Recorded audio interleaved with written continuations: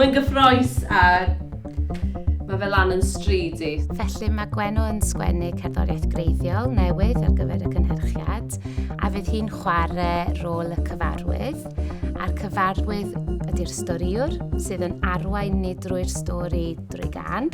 Ti'n gofio cyfleu lot fawr o emosiynau. Ti'n gofio sgwennu 28 o ganeuon am siwrna merch ifanc gyda babi yn cerdded ar draws mynyddoedd.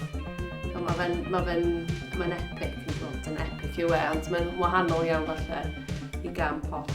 Nethon ni gychwyn efo blank canvas, really. Nethon ni rando ar cerddoriaeth oedd wedi cael ei ddefnyddio ar blaen, ond oeddwn ni'n teimlo bod ni eisiau gwneud rhywbeth oedd yn teimlo'n mwy fodern ac yn annisgwyl ella.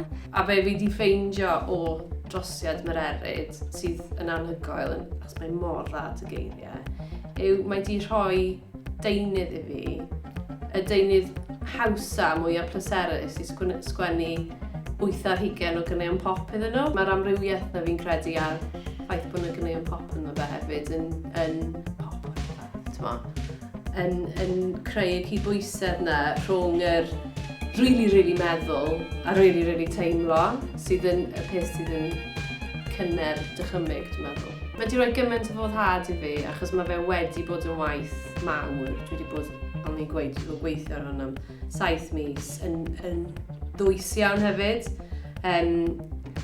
Ond fi jyst i cael gymaint mas o wneud a dwi'n meddwl oedd y broses hefyd o drafod gyda Ser ar hyd y ffordd a cael y cyfarwyddiadau yna o fel y math yma o beth a wedyn dwi'n dadansoddi hwnna gerddorol am y gweithio.